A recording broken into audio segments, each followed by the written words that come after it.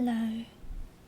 Let me make some pops while we wait for more people to join.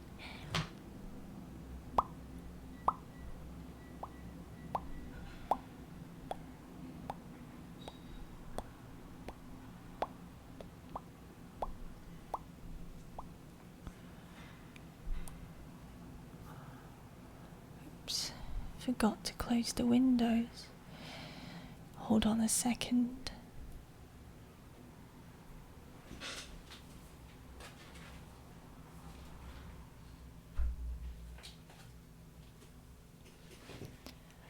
Oh, hello there. Hello, Odin.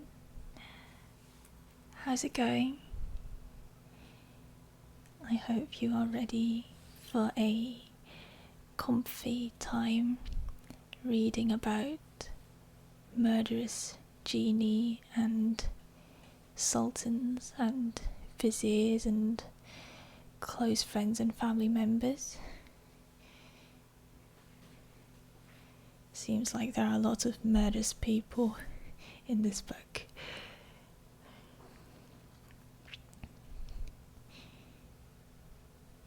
Yes, this is my ASMR voice and my ASMR accent.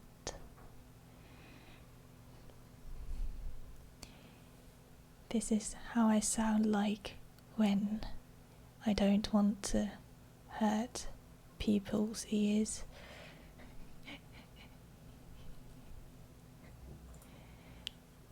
Oh, wonder if you like this.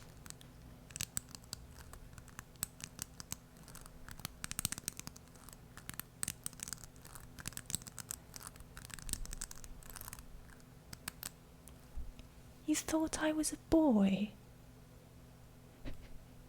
Excuse me, you thought I was a boy?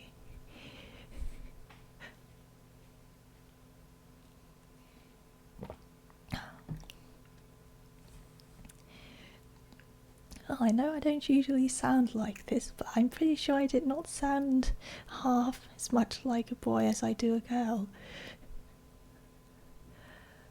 Oh my lord. Okay, Odin. Okay.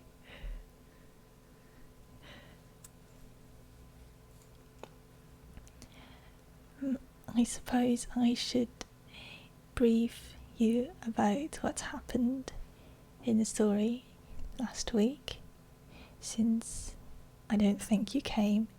Right. Last week we started a story about a porter. He was employed by a beautiful woman to help her carry her groceries, and he helped her carry her groceries over to her and her sister's mansion. And her sisters were also very beautiful and very charismatic, and so the porter decided to stay for dinner, and the three sisters said yes. Not long after that, there were 3 calendars. Oh, hello, Talvamir. I am giving Udin a brief summary about what happened last time. I'm doing well, thank you. Hope you're having a nice time as well. Yes, so 3 calendars. Also, hello, Jestilins. Hello. So the 3 calendars decided to join for dinner as well. A calendar is basically something like a monk. Yeah. And not long after the 3 calendars arrived, I think a king and his advisor also arrived and decided to pretend to be merchants and stay for dinner, like the joke. What joke? Do share. I like jokes. Yes. No. What? I don't think I've heard that joke before. Yes. So okay, so in the 3 sisters mansion there were the 3 sisters and the guests, who was firstly the porter and then the 3 calendars, and then the king and his advisor, and the sisters started doing weird things and asked their guests to not ask any questions about it, but their guests were really curious and asked them why they were doing those weird things, and the sisters got very angry and decided to punish their guests, and now their guests have to share their life stories. So now we are up to the life story of the 3rd calendar, and we are about to start.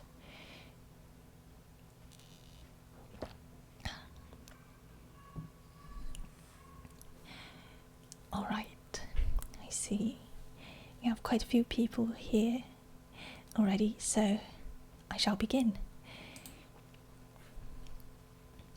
The story of the 3rd calendar, Son of a King.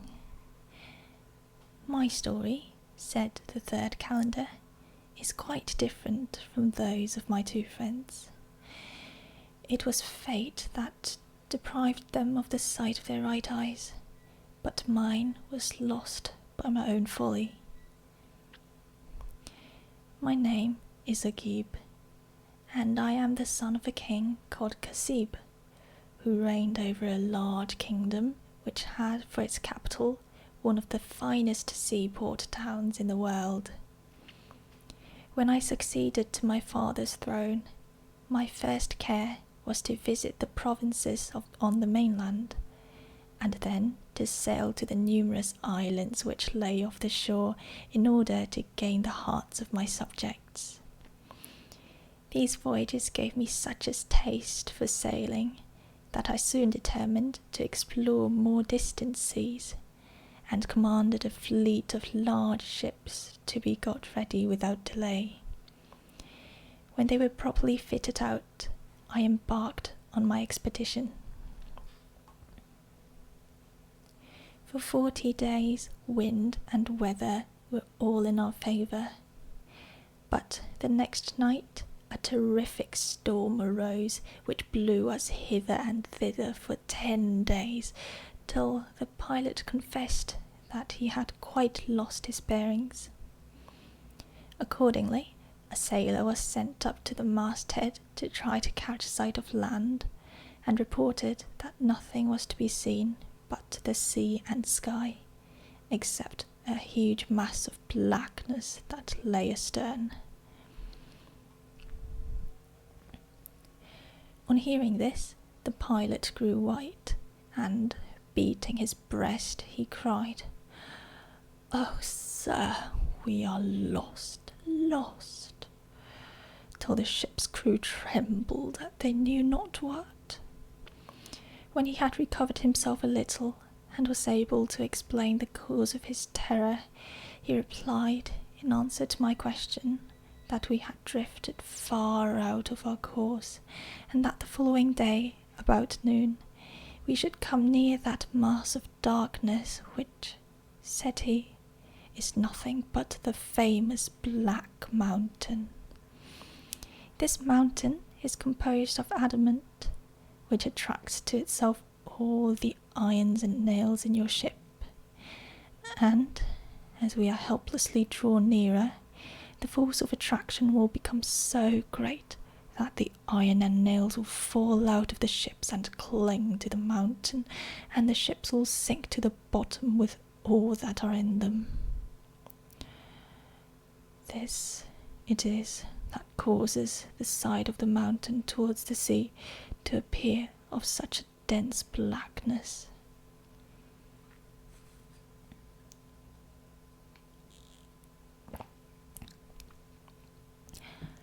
As may be supposed, continued the pilot, the mountain sides are very rugged, but on the summit stands a brass dome supported on pillars, and bearing on top the figure of a brass horse, with a rider on his back. This rider wears a breastplate of lead, on which strange signs and figures are engraved, and it is said that as long as this statue remains on the dome, vessels will never cease to perish at the foot of the mountain. So saying, the pilot began to weep afresh, and the crew, fearing their last hour has come, made their wills, each one in favour of his fellow. At noon next day, as the pilot had foretold, we were so near to the Black Mountain that we saw all the nails and iron fly out of the ships and dash themselves against the mountain with a horrible noise. A moment after, the vessels fell asunder and sank, the crews with them. I alone managed to grab a floating plank and was driven ashore by the wind without even a scratch. What was my joy on finding myself at the bottom of some steps which led straight up the mountain, for there was not another inch to the right or the left where a man could set his foot. And indeed, even the steps themselves were so narrow and so steep that, if the lightest breeze had arisen, I should certainly have been blown into the sea. When I reached the top, I found the brass dome and the statue exactly as the pilot had described, but was too wearied with all I had gone through to do more than glance at them, and flinging myself under the dome, was asleep in an instant. In my dreams, an old man appeared to me and said, "Hearken, Agib, as soon as thou art awake, dig up the ground underfoot, and thou shalt find a bow of brass and 3 arrows of lead. Shoot the arrows at the statue, and the rider shall tumble into the sea. But the horse will fall down by thy side, and thou shalt bury him in the place from which thou tookest the bow and arrows. This being done, the sea will rise and cover the mountain, and on it thou wilt perceive the figure of a metal man seated in a boat, having an oar in each hand. Step on board, and let him conduct thee. But if thou wouldest behold thy kingdom again, see that thou takest not the name of Allah into thy mouth." Having uttered these words, the vision left me, and I woke much comforted. I sprang up and drew the bow and arrows out of the ground, and with the 3rd shot, the horseman fell with a great crash into the sea, which instantly began to rise so rapidly that I had hardly time to bury the horse before the boat approached me. I stepped silently in and sat down, and the metal man pushed off and rowed without stopping for 9 days, after which land appeared on the horizon. I was so overcome with joy at this sight that I forgot all the old man had told me, and cried out, "Allah be praised! Allah be praised!" The words were scarcely out of my mouth when the boat and man sank from beneath me and left me floating on the surface.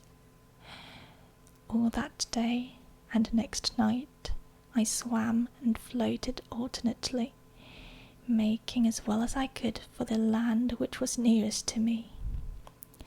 At last my strength began to fail, and I gave myself up for lost, when the wind suddenly rose, and a huge wave cast me on a flat shore. Then, placing myself in safety, I hastily spread my clothes out to dry in the sun, and flung myself on the warm ground to rest.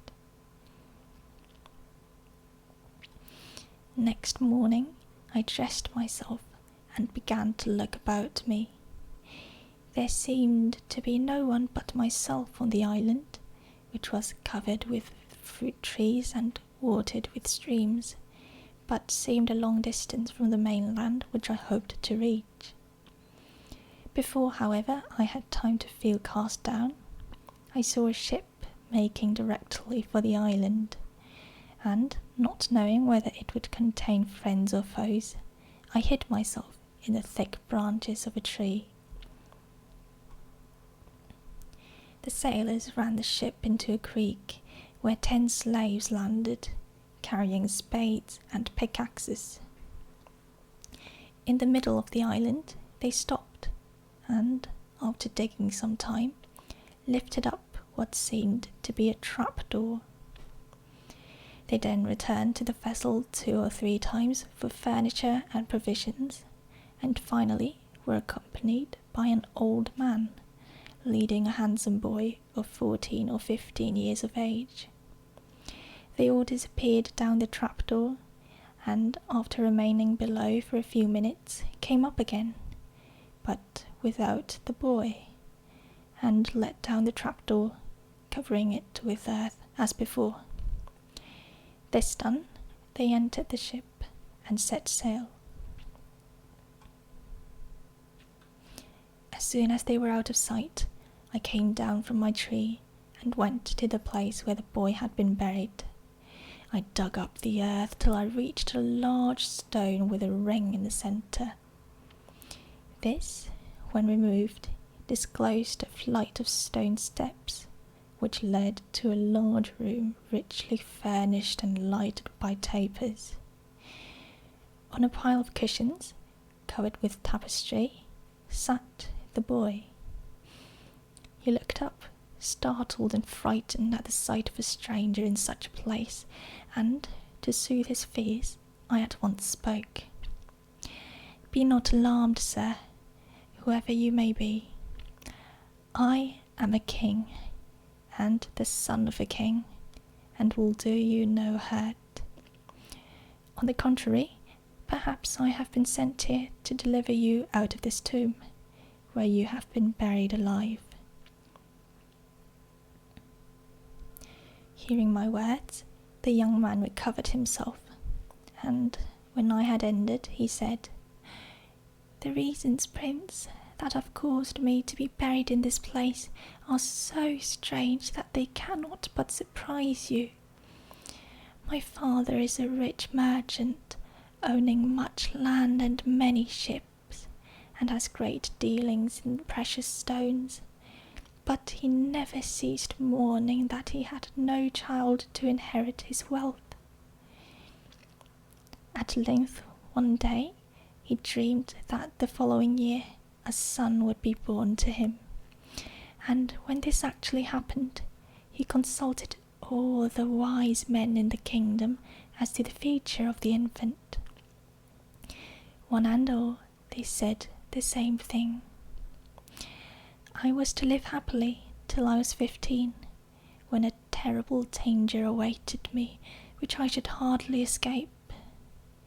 If, however, I should succeed in doing so, I should live to a great old age. And they added, when the statue of the brass horse on top of the mountain of adamant is thrown into the sea by Agib, the son of Kasib, then beware, for 50 days later your son shall fall by his hand." This prophecy struck the heart of my father with such woe that he never got over it, but that did not prevent him from attending carefully to my education till I attained, a short time ago, my 15th birthday. It was only yesterday that the news reached him that 10 days previously the statue of brass had been thrown into the sea, and he at once set about hiding me in this underground chamber, which was built for the purpose, promising to fetch me out when the 40 days have passed. For myself, I have no fears, as Prince Agib is not likely to come here to look for me. I listened to this story with an inward laugh as to the absurdity of my ever wishing to cause the death of this harmless boy, whom I hastened to assure of my friendship and even of my protection, begging him in return to convey me in his father's ship to my own country. I need hardly say that I took special care not to inform him that I was the Agib whom he dreaded.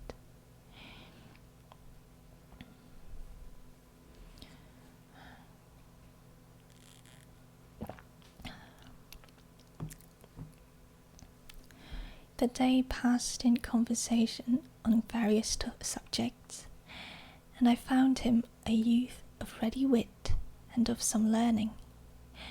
I took on myself the duties of a servant, held the basin and water for him when he washed, prepared the dinner and set it on the table. He soon grew to love me, and for 39 days we spent as pleasant an existence as could be expected underground.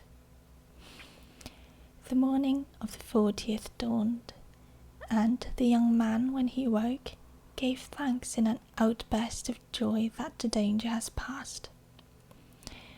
"My father may be here any moment," said he, "so make me, I pray you, a bath of hot water, that I may bathe and change my clothes, and be ready to receive him."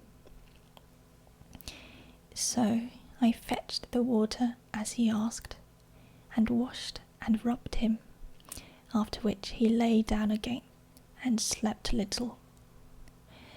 When he opened his eyes for the second time, he begged me to bring him a melon and some sugar, that he might eat and refresh himself.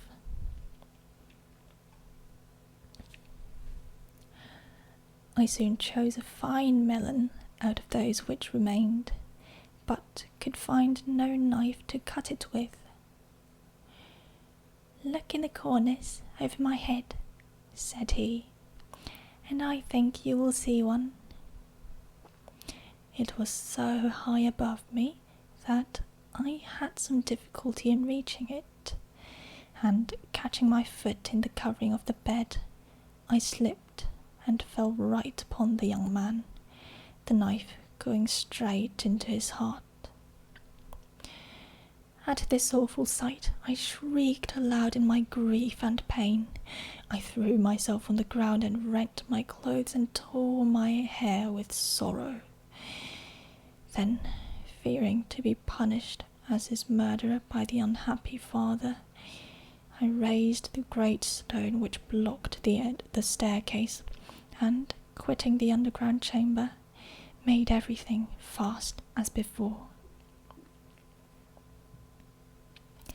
Scarcely had I finished when, looking out to sea, I saw the vessel heading for the island, and feeling that it would be useless for me to protest my innocence, I again concealed myself among the branches of a tree that grew nearby.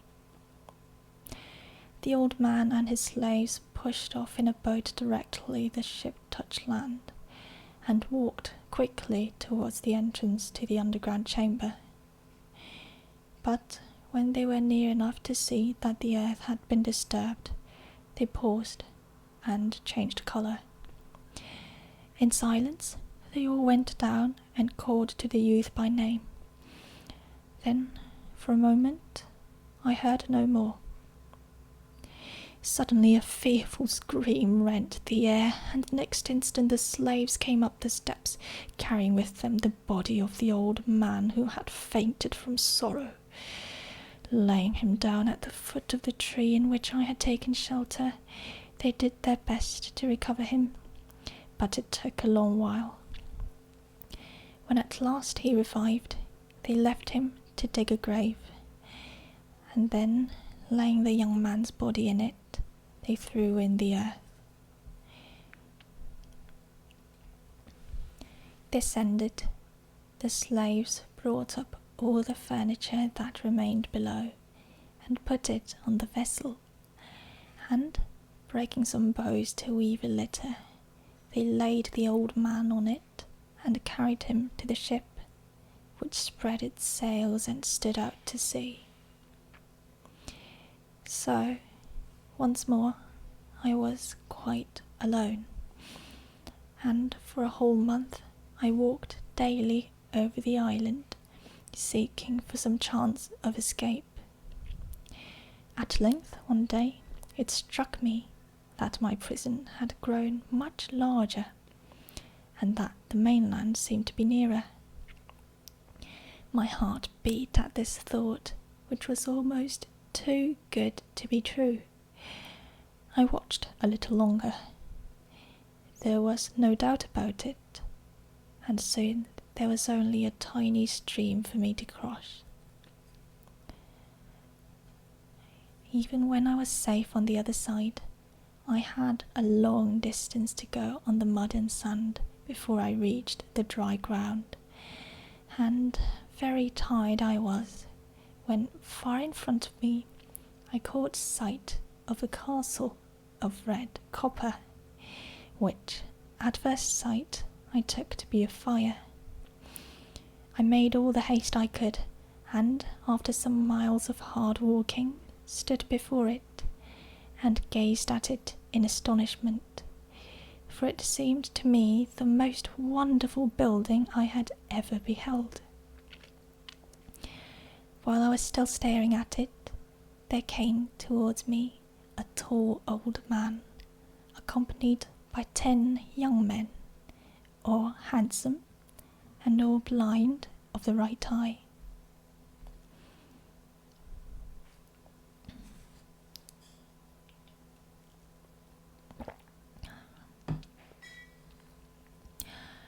Now, in its way, the spectacle of 10 men walking together, all blind of the right eye, is as uncommon as that of a copper castle, and I was turning over in my mind what could be the meaning of this strange fact, when they greeted me warmly and inquired what had brought me there.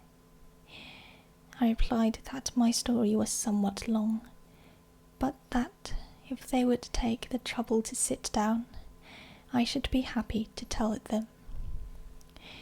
When I had finished, the young men begged that I would go with them to the castle, and I joyfully accepted their offer. We passed through what seemed to me an endless number of rooms, and came at length into a large hall, furnished with 10 small blue sofas for the 10 young men, which served as beds as well as chairs, and with another sofa in the middle for the old man. As none of the sofas could hold more than one person, they bade me place myself on the carpet, and to ask no questions about anything I should see. After a little while, the old man rose and brought in supper, which I ate heartily, for I was very hungry. Then one of the young men begged me to repeat my story, which had struck them all with astonishment, and when I had ended, the old man was bidden to do his duty, as it was late and they wished to go to bed. At these words he rose and went to a closet, from which he brought out 10 basins, all covered with blue stuff. He set one before each of the young men, together with a lighted taper. When the covers were taken off the basins, I saw they were filled with ashes, coal dust, and lampblack. The young men mixed these all together and smeared the whole over their heads and faces. Then they wept and beat their breasts, crying, "This is the fruit of idleness and of our wicked lives." This ceremony lasted nearly the whole night, and when it stopped, they washed themselves carefully and put on fresh clothes and lay down to sleep. All this while I had refrained from questions, though my curiosity almost seemed to burn a hole in me. But the following day, when we went out to walk, I said to them, "Gentlemen, I must disobey your wishes, for I can keep silence no more. You do not appear to lack wit, yet you do such actions as none but madmen can be capable of. Whatever befalls me, I cannot forbear asking, why do you dab your faces with black? And how is it you are all blind of one eye?" But they only answered that such questions were none of my business, and that I should do well to hold my peace.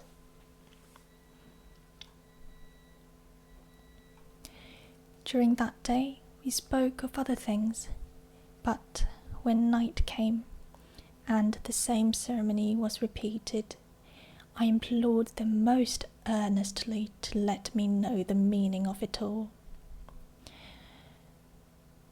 "It is for your own sake," replied one of the young men, "that we have not granted your request, and to preserve you from our unfortunate fate.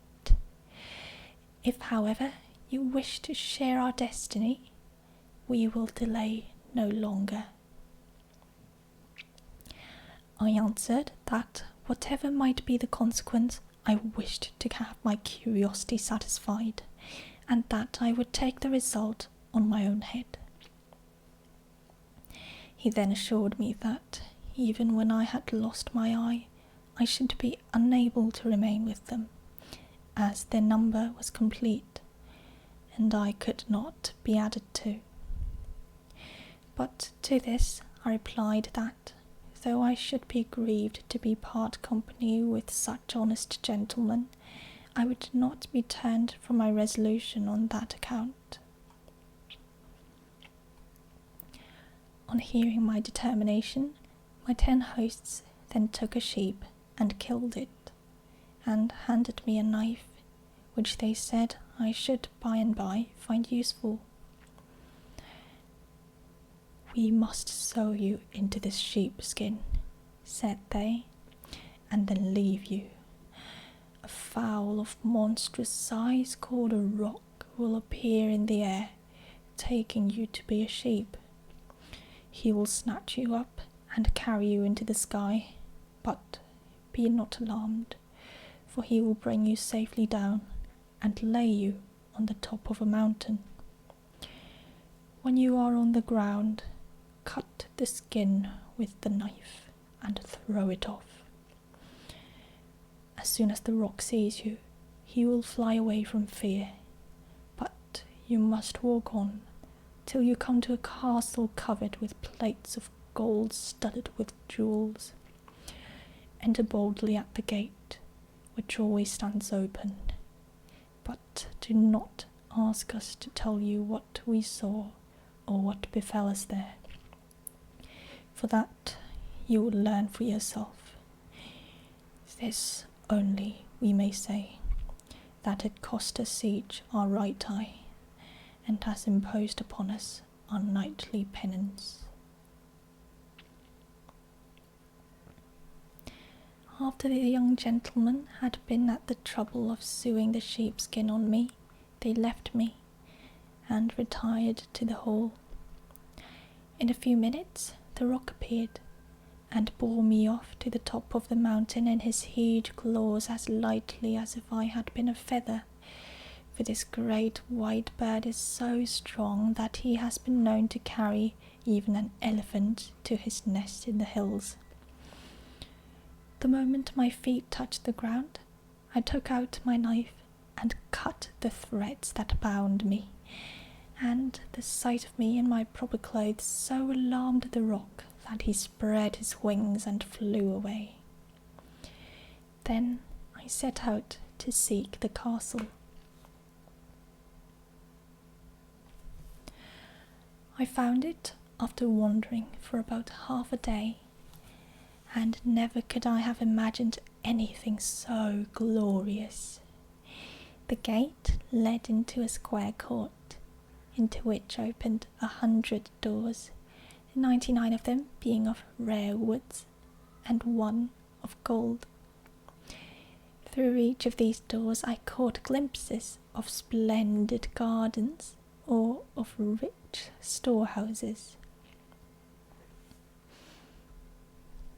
Entering one of the doors, which was standing open, I found myself in a vast hall where 40 young ladies, magnificently dressed and of perfect beauty, were reclining.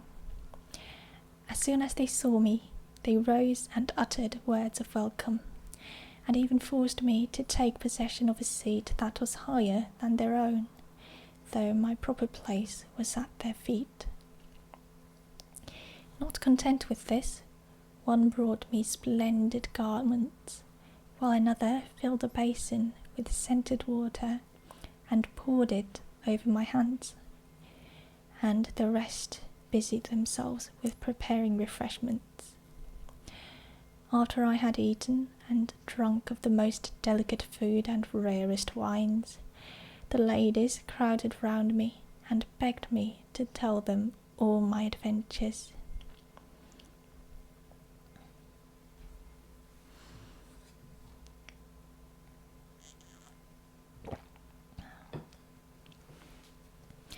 By the time I had finished, night had fallen, and the ladies lighted up the castle with such a prodigious quantity of tapers that even day could hardly have been brighter.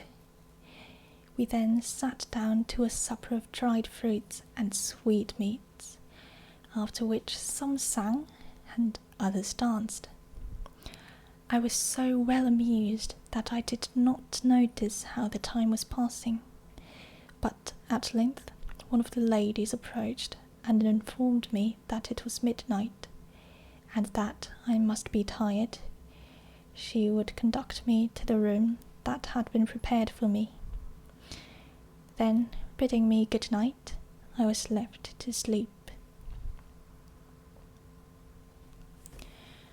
I spent the next 39 days in much the same way as the first, but at the close of that time, the ladies appeared, as was their custom, in my room one morning to inquire how I had slept. And instead of looking cheerful and smiling, they were in floods of tears. "Prince," said they, "we must leave you, and never was it so hard to part from any of our friends. Most likely we shall never see you again, but if you have sufficient self-command, perhaps we may yet look forward to a meeting." "Ladies," I replied, "what is the meaning of these strange words? I pray you to tell me." "Know then," answered one of them, "that we are all princesses, each of a king's daughter. We live in this castle together, in the way that you have seen, but at the end of every year secret duties call us away for the space of 40 days. The time has now come, but before we depart, we will leave you our keys, so that you may not lack entertainment during our absence. But one thing we would ask of you: the golden door alone forbear to open, as you value your own peace and the happiness of your life. That door once unlocked, we must bid you farewell forever." Weeping, I assured them of my prudence, and after embracing me tenderly, they went their ways.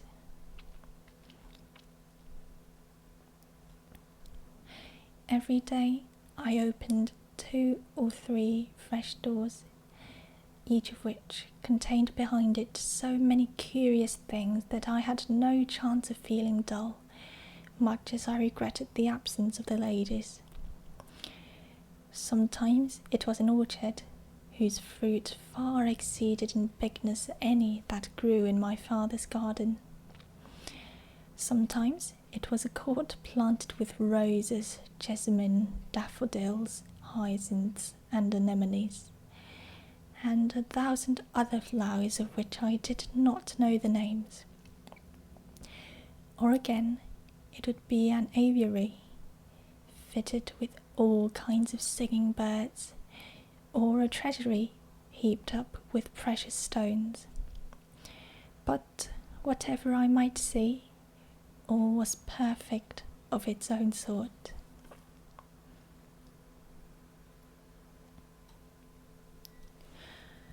"39 days passed away more rapidly than I could have conceived possible, and the following morning the princesses were to return to the castle.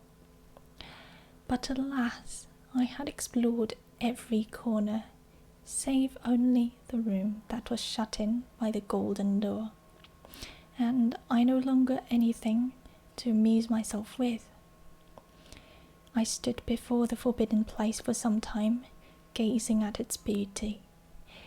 Then a happy inspiration struck me, that because I unlocked the door, it was not necessary that I should enter the chamber.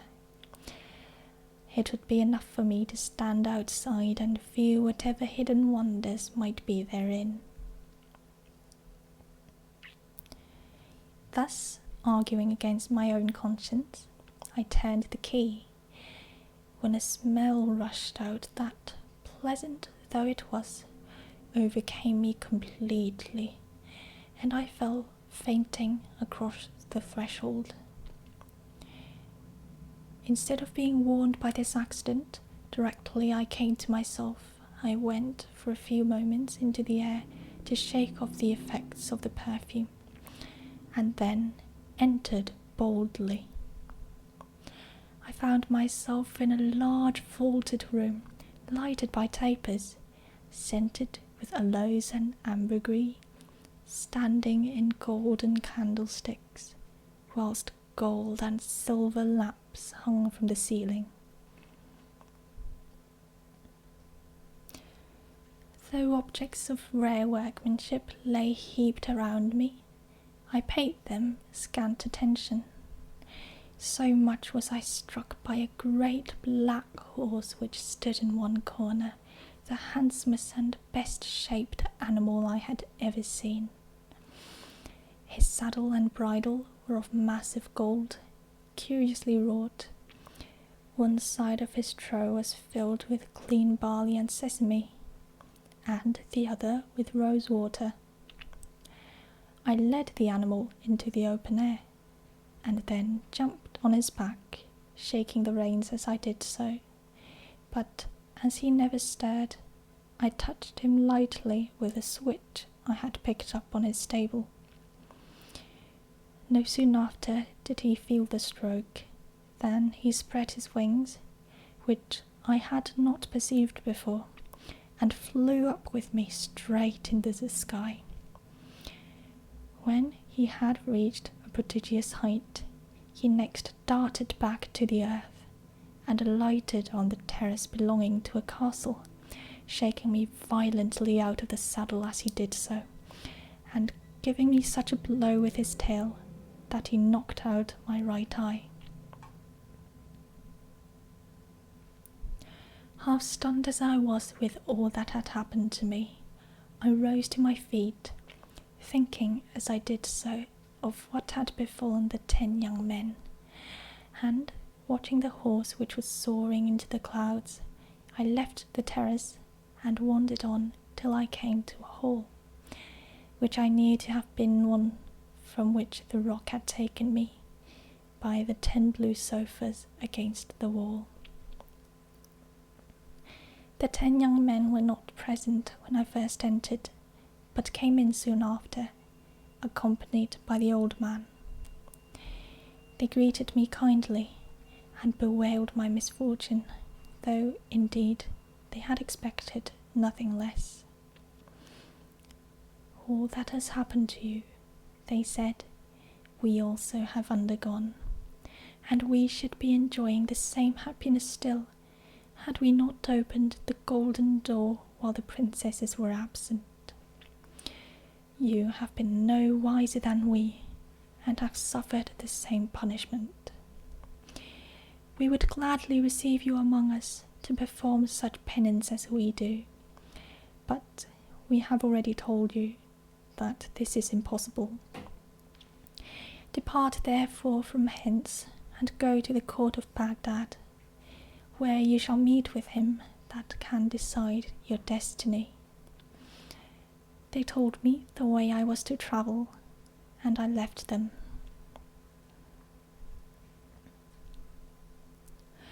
On the road, I caused my beard and eyebrows to be shaved, and put on a calender's habit. I have had a long journey, but arrived this evening in the city, where I met my brother calendars at the gate, being strangers like myself. We wondered much at one another, to see we were all blind of the same eye, but we had no leisure to discourse at length of our common calamities. We had only so much time as to come hither to implore those favours which you have been generously pleased to grant us. He finished, and it was Zobeida's turn to speak. Go wherever you please, she said, addressing all three. I pardon you all, but you must depart immediately out of this house.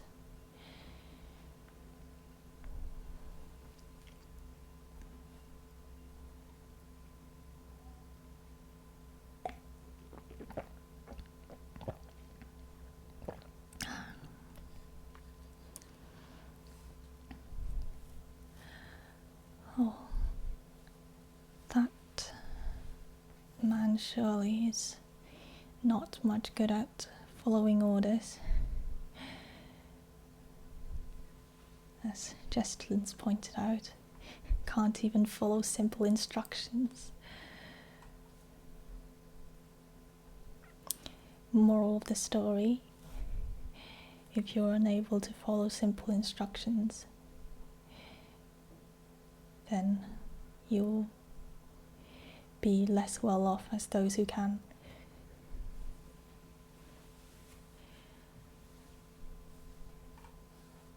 A rock. I don't know much about birds. Oh.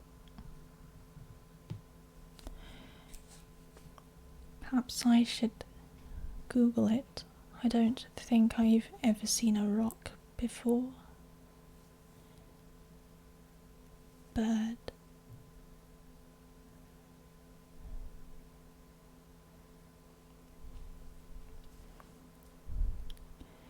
Ah, no wonder I haven't seen a rock before. It's because it's not real. That makes sense. Wow, it is very big. It is huge.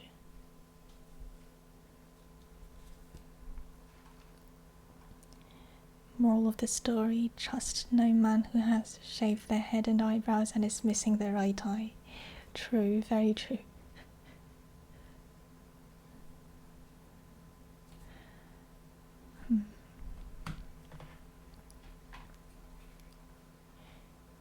Is this the end of the Three Sisters arc? Is Sindbad the Sailor doesn't look much related to it. Let me check the table of contents.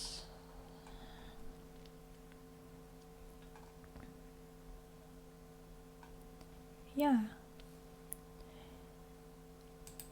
I think this is a new story arc that we're starting in a few minutes.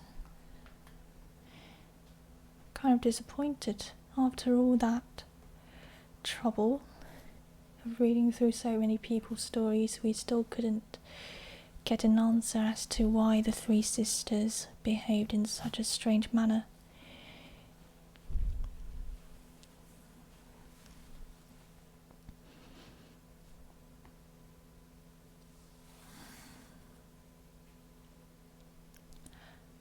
It's getting really hot and humid where I am.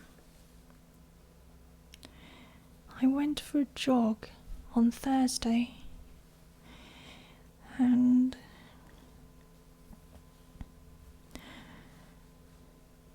I usually jog for around a little over 2 kilometers, but on Thursday while I was jogging, around 500 or 600 meters in, I looked down at my limbs to check if there were any bugs on me, as usual, and I saw that I was covered in small black winged bugs around the size of half a sesame seed. That was not pleasant.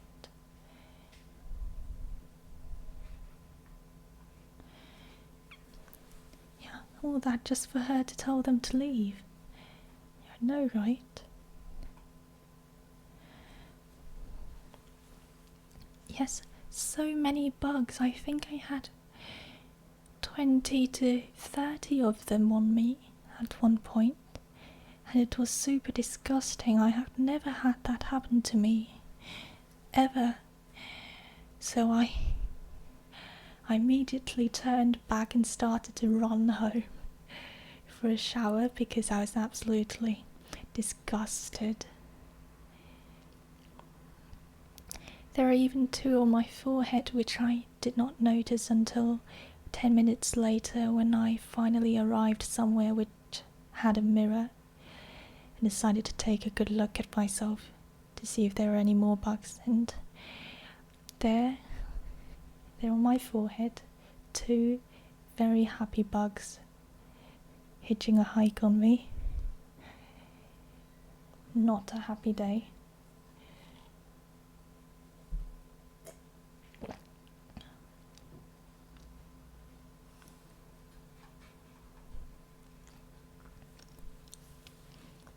Well, at least they weren't butterflies. Were they flies?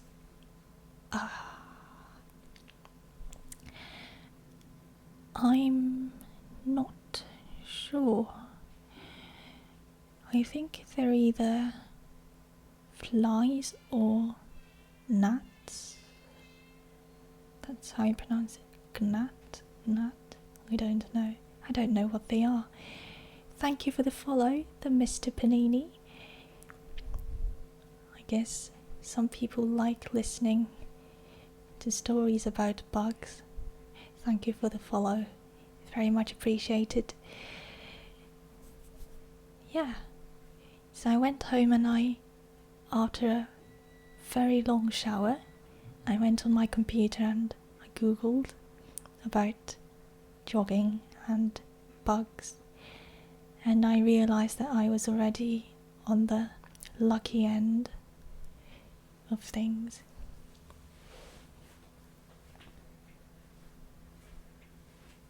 Because apparently people in Florida have it much, much worse. I saw a photo of a Florida man.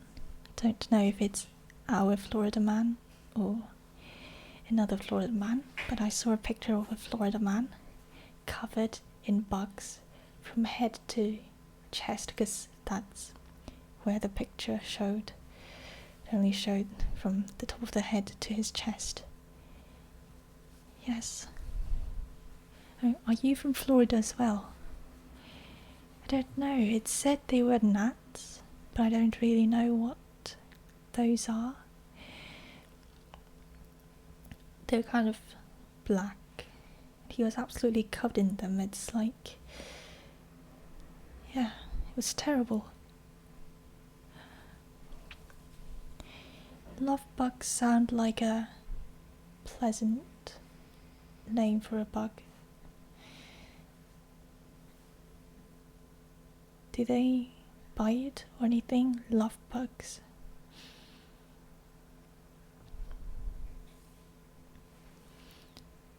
It sounds like what someone would call hickeys. I don't know why that came to my mind, but love bugs sound like what someone would call hickeys.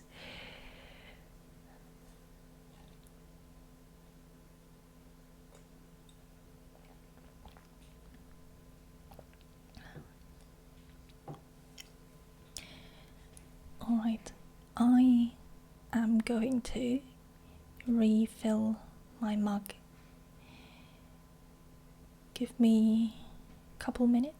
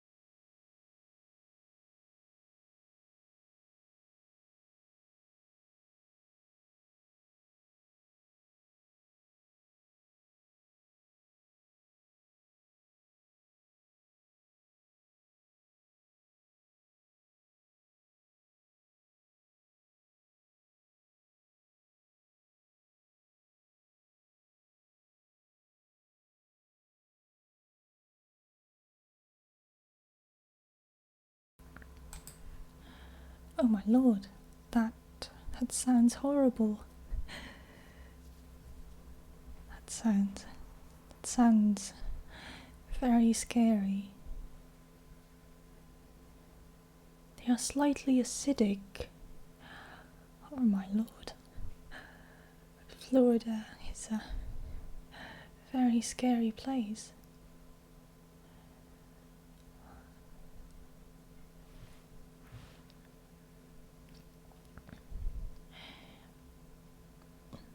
They are slightly acidic, so like what, they corrode your houses or something.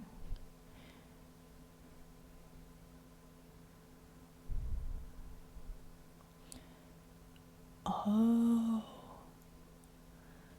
wow, that is a problem. That is a problem.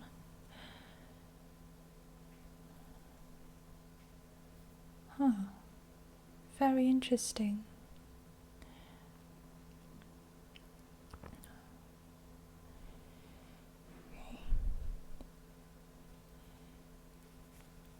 I suppose we should continue before I get too disgusted by love bugs.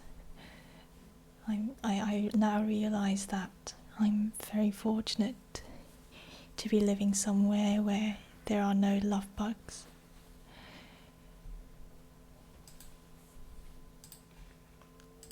Bonk.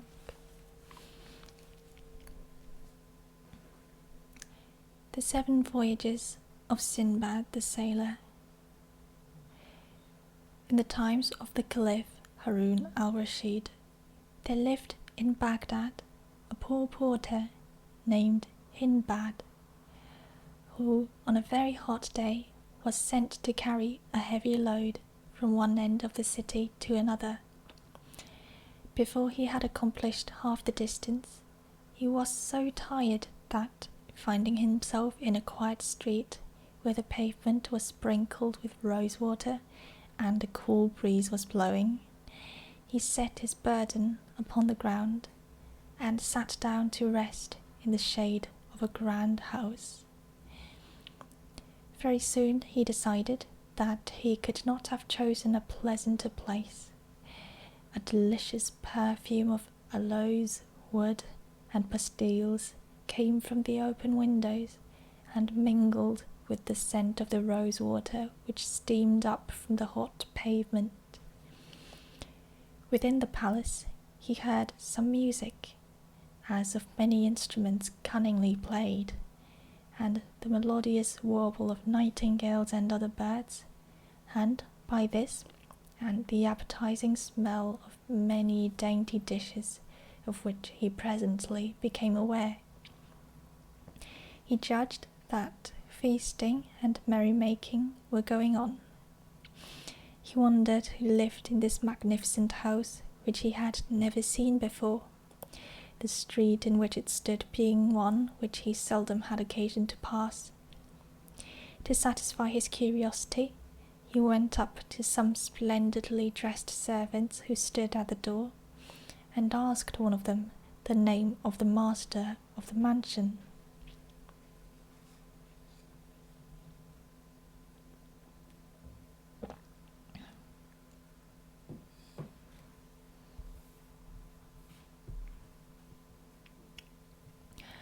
"What," replied he, "do you live in Baghdad and not know that here lives the noble Sindbad the sailor, that famous traveller who sailed over every sea upon which the sun shines?" The porter, who had often heard people speak of the immense wealth of Sindbad, could not help feeling envious of one whose lot seemed to be as happy as his own was miserable. Casting his eyes up to the sky, he exclaimed aloud, "Consider, mighty Creator of all things, the differences between Sindbad's life and mine. Every day I suffer 1,000 hardships and misfortunes, and have hard work to get even enough bad barley bread to keep myself and my family alive, while the lucky Sindbad spends money right and left and lives upon the fat of the land. What has he done that you should give him this pleasant life? What have I done to deserve so hard a fate?" So saying, he stamped upon the ground like one beside himself with misery and despair. Just at this moment, a servant came out of the palace, and, taking him by the arm, said, "Come with me. The noble Sindbad, my master, wishes to speak to you." Hindbad was not a little surprised at this summons, and feared that his unguarded words might have drawn upon him the displeasure of Sindbad. So he tried to excuse himself upon the pretext that he could not leave the burden which had been entrusted to him in the street.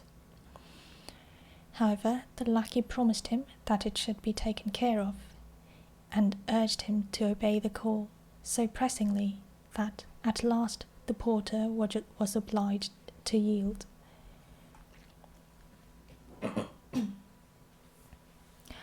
He followed the servant into a vast room, where a great company was seated round a table covered with all sorts of delicacies.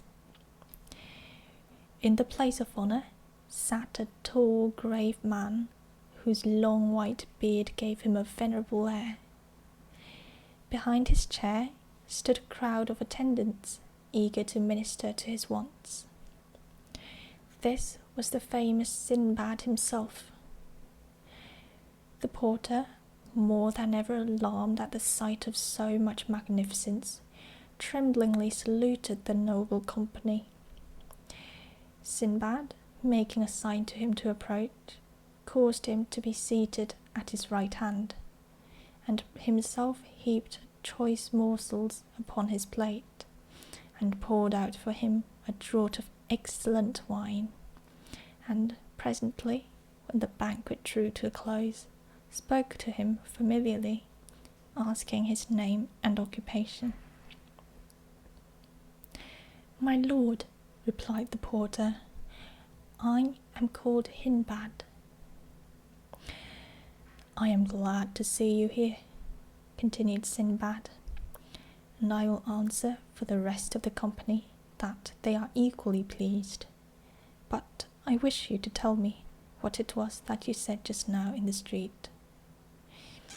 for Sindbad, passing by the open window before the feast began, had heard his complaint and therefore had sent for him. At this question, Hindbad was covered with confusion and, hanging down his head, replied, "My lord, I confess that, overcome by weariness and ill humour, I uttered indiscreet words, which I pray you to pardon me."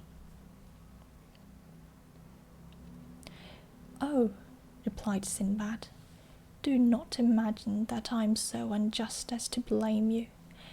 On the contrary, I understand your situation and can pity you. Only you appear to be mistaken about me, and I wish to set you right. You doubtless imagine that I have acquired all the wealth and luxury that you see me enjoy without difficulty or danger. But this is far indeed from being the case. I have only reached this happy state after having for years suffered every possible kind of toil and danger. Yes, my noble friends," he continued, addressing the company, "I assure you that my adventures have been strange enough to deter even the most avaricious men from seeking wealth by traversing the seas.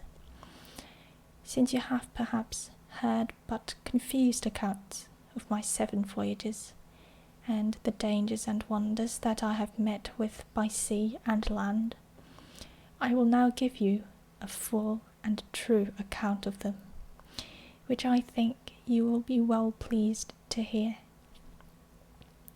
As Sindbad was relating his adventures chiefly on account of the porter, he ordered, before beginning his tale, that the burden which had been left in the street should be carried by some of his own servants to the place for which Hindbad had set out at first, while he remained to listen to the story.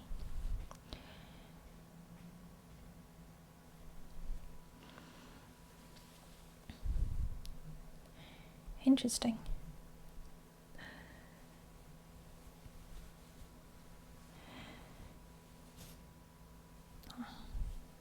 Sorry, I don't have much to say about this intro. I'm feeling rather a bit hot right now. If you don't mind me experimenting with turning on my fan to see how much it affects the ASMR quality, I'm gonna do that right now.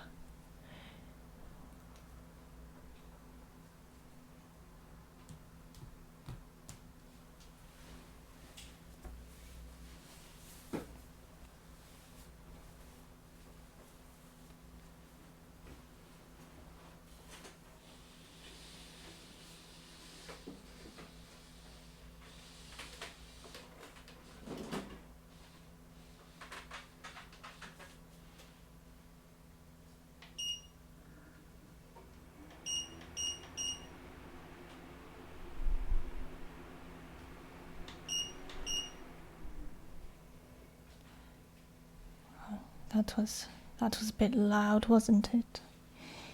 Sorry.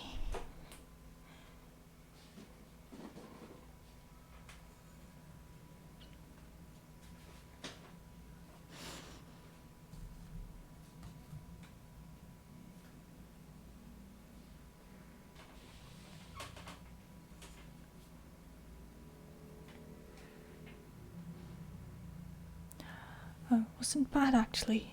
That's good, that's good. I have set my fan to the lowest speed. Can do a bit more. I think that's acceptable.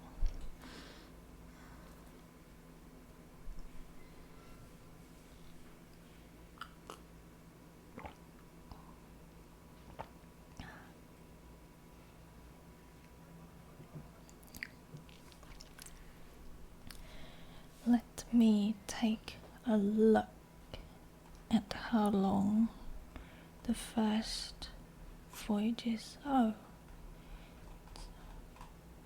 quite alright actually. It's about as long as the introduction. Oh, I think I'll just take a very short break and then start reading the first voyage.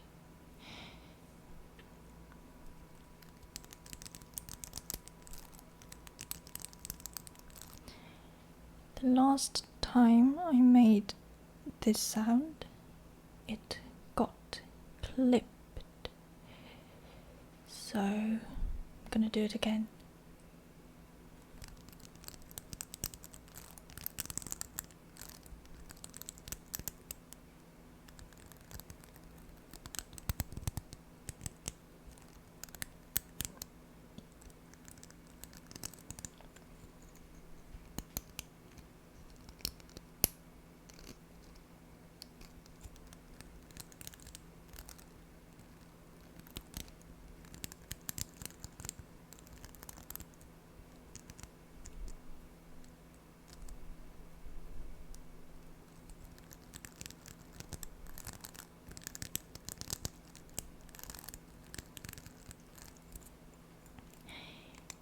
This is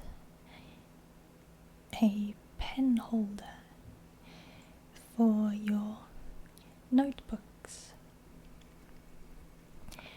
It consists of a thin metal sheet that is folded over.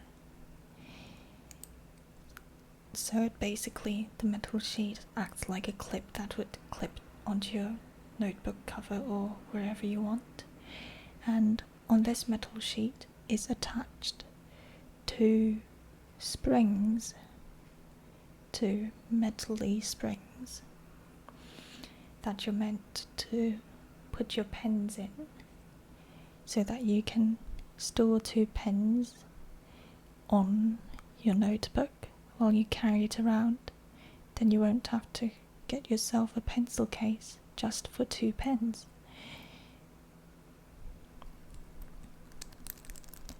And this sound is me playing with the springs for holding the pens.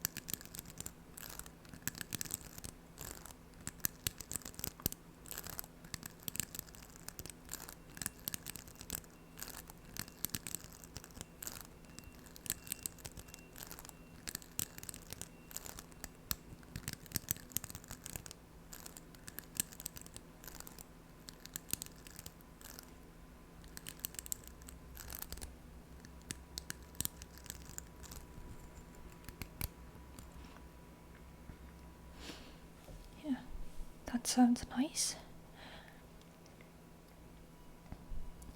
I also went and researched some ASMR words like tingle, spatula, spank,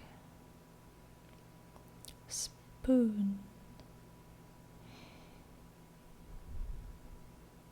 I don't know. Pop.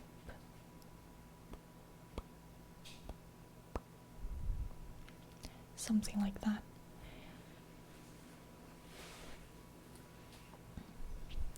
I think people like it when you enunciate your S's and T's and L's and K's and P's. Maybe not P's, I don't have a pop filter yet.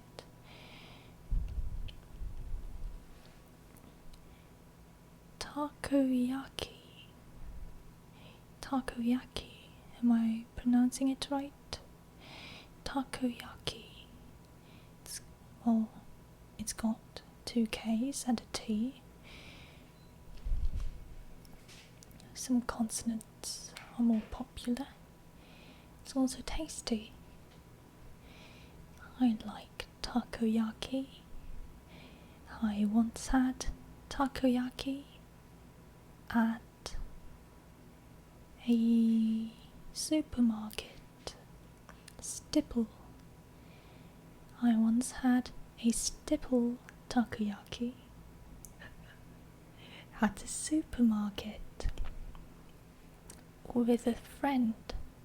It was a store selling takoyaki inside a supermarket, and we were eating by the store when we saw a large cockroach, and we walked away like a pair of stipple.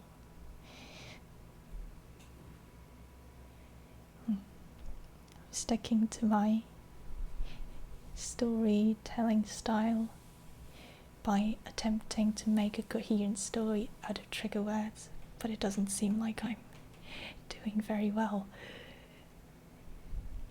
Oh, still got a lot of room for improvement on the bright side.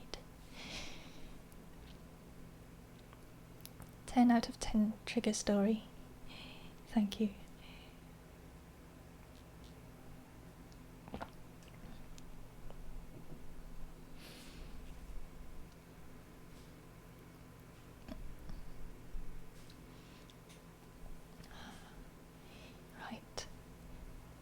Was a nice break.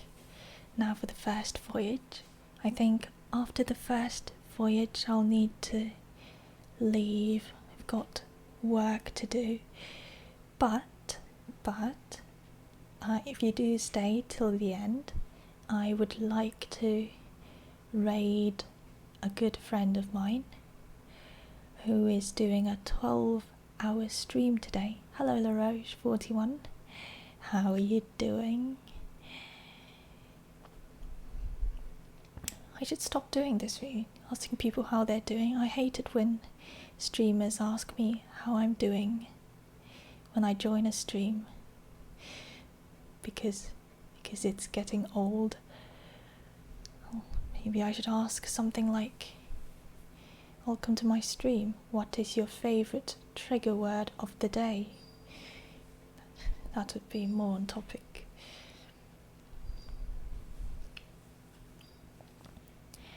First voyage.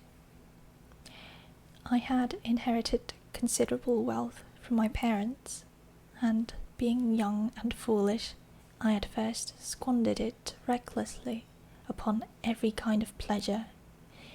But presently, finding that riches speedily take to themselves wings if managed as badly as I was managing mine, and remembering also that to be old and poor is misery indeed, I began to bethink me of how I could make the best of what still remained to me. I sold all my household goods by public auction, and joined a company of merchants who traded by the sea, embarking with them at Balsora in a ship which we had fitted out between us. We set sail and took our course towards the East Indies by the Persian Gulf, having the coast of Persia upon our left hand, and upon our right the shores of Arabia Felix. I was at first much troubled by the uneasy motion of the vessel, but speedily recovered my health, and since that hour have been no more plagued by seasickness. From time to time we landed at various islands where we sold or exchanged our merchandise.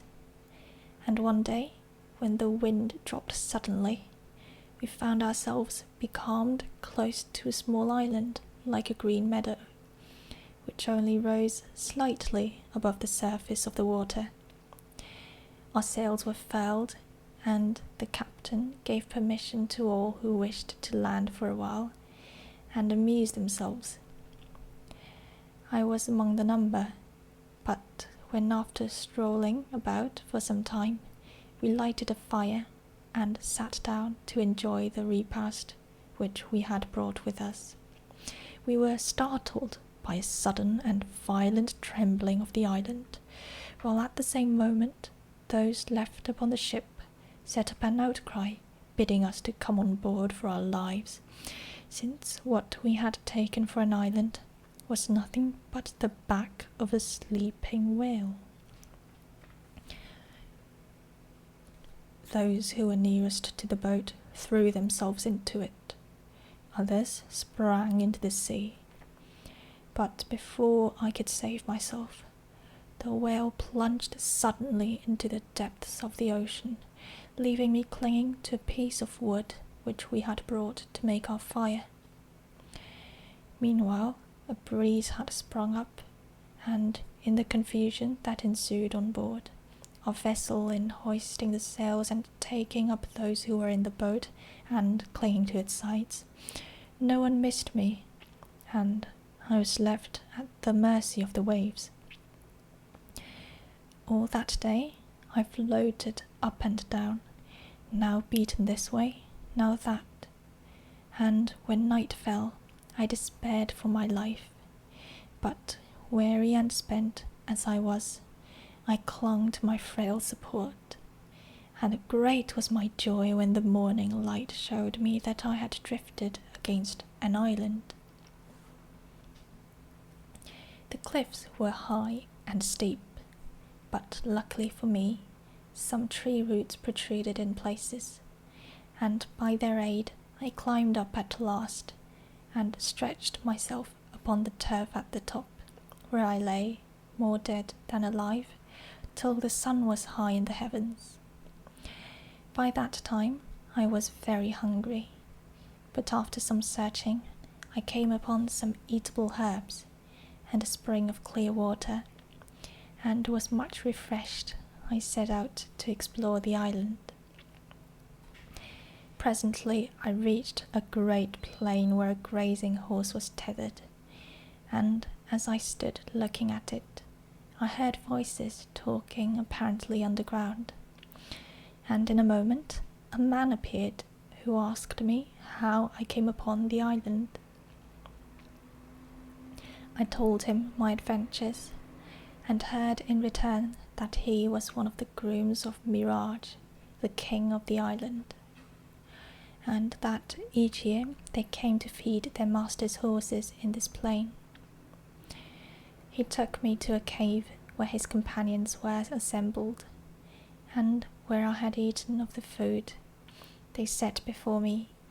They bade me think myself fortunate to have come upon them when I did, since they were going back to their master on the morrow, and without their aid I could certainly never have found my way to the inhabited part of the island. Early the next morning we accordingly set out, and when we reached the capital I was graciously received by the king, to whom I related my adventures, upon which he ordered that I should be well cared for and provided with such things as I needed. Being a merchant, I sought out men of my own profession, and particularly those who came from foreign countries, as I hoped in this way to hear news from Baghdad and find out some means of returning thither, for the capital was situated upon the seashore and visited by vessels from all parts of the world. In the meantime, I heard many curious things and answered many questions concerning my own country, for I talked willingly with all who came to me. Also, to while away the time of waiting, I explored a little island named Castle, which belonged to King Mirage, and which was supposed to be inhabited by a spirit named Degio. Indeed, the sailors assured me that often at night the playing of timbrels could be heard upon it. However, I saw nothing strange upon my voyage, saving some fish that were over 200 cubits long, but were fortunately more in dread of us than even we were of them, and fled from us if we did but strike upon a board to frighten them. Other fishes there were, only a cubit long, which had heads like owls.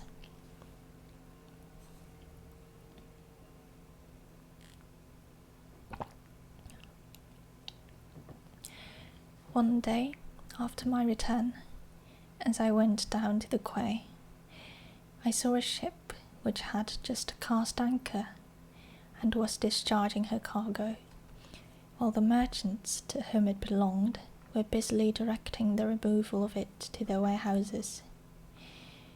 Drawing nearer, and presently noticed that my own name was marked on some of the packages, and after having carefully examined them, I felt sure that they were indeed those which I had put on board our ship at Balsora. I then recognized the captain of the vessel, but as I was certain that he believed me to be dead, I went up to him and asked who owned the packages that I was looking at. "There was on board my ship," he replied, "a merchant of Baghdad named Sindbad. One day he and several of my other passengers landed upon what we supposed to be an island, but which was really an enormous whale floating asleep upon the waves. No sooner did it feel upon its back the heat of the fire which had been kindled, than it plunged into the depths of the sea. Several of the people who were upon it perished in the waters, and among others, this unlucky Sindbad. This merchandise is his, but I have resolved to dispose of it for the benefit of his family, if I should ever chance to meet with them." "Captain," said I am that Sindbad whom you believe to be dead, and these are my possessions." When the captain heard these words, he cried out in amazement, "Lackaday! And what is the world coming to?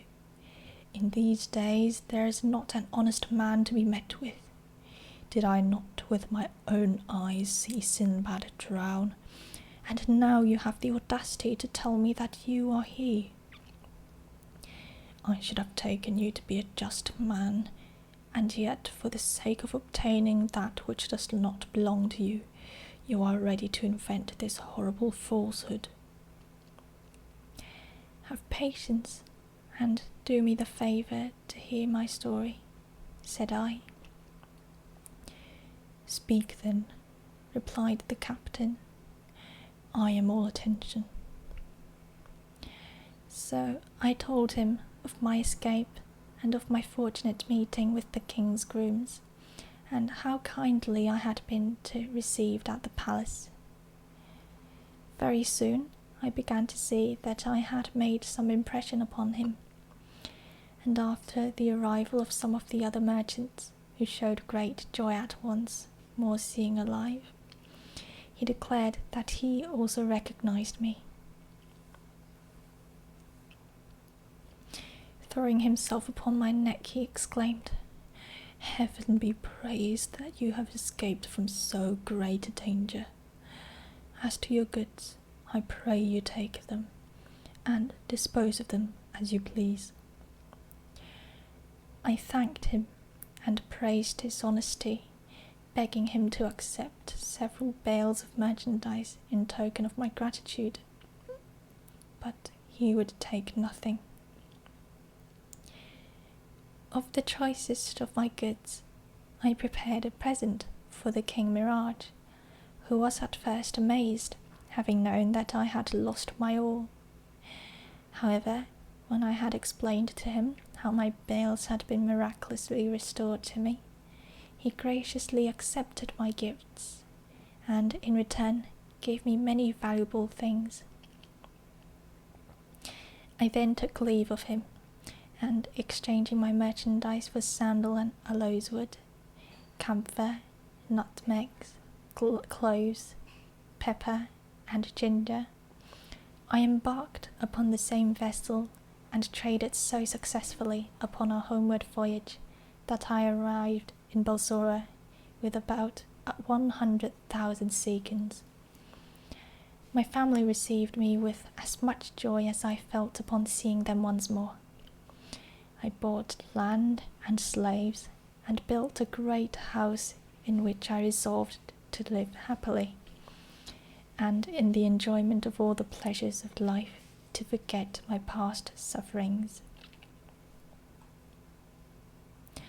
Here Sindbad paused and commanded the musicians to play again, while the feasting continued until evening.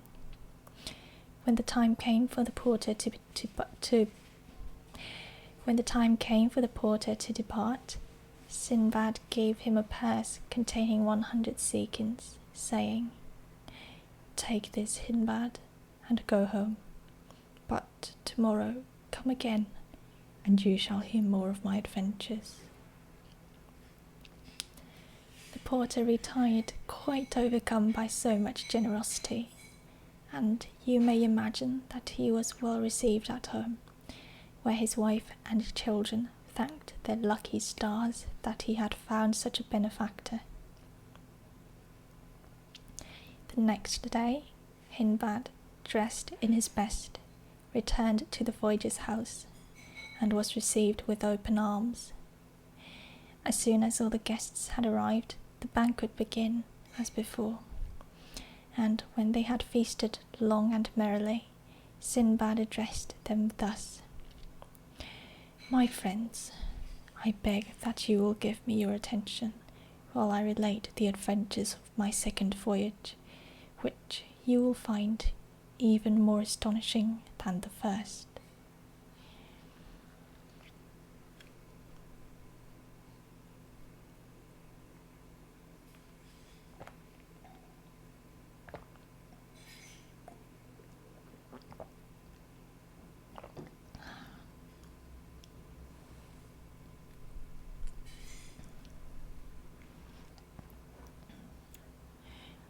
That was a nice and concise tale. Appreciate it a lot more than the tale of the second calendar, if you still remember that. Good Lord, I looked back at the VOD of the last stream, and the story of the second calendar took up around half of the whole stream. Gosh.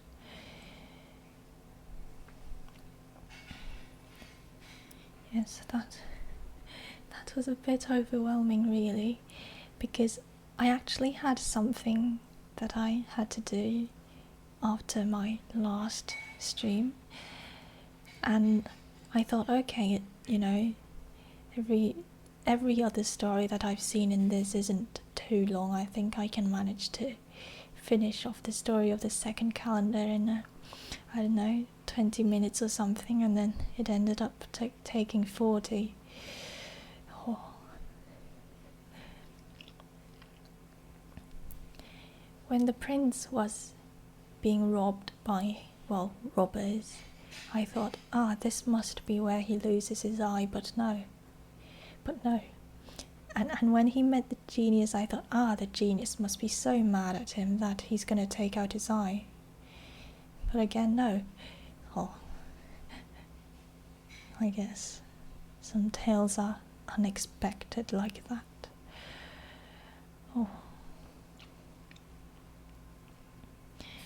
Yes, it was a wild one and a long one for sure.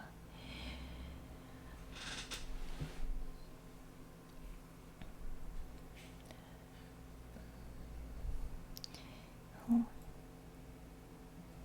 I have to go now, but if you guys would be so kind as to stay for a short while, I would like to raid my good friend.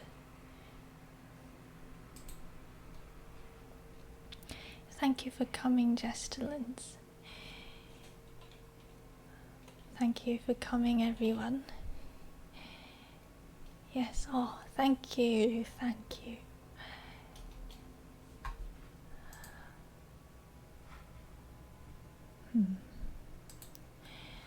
How do I raid?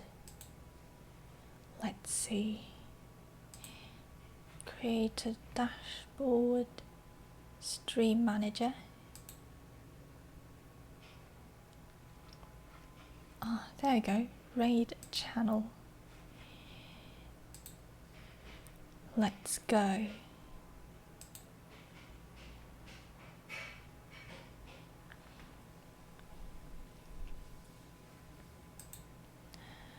Thank you for raiding with me.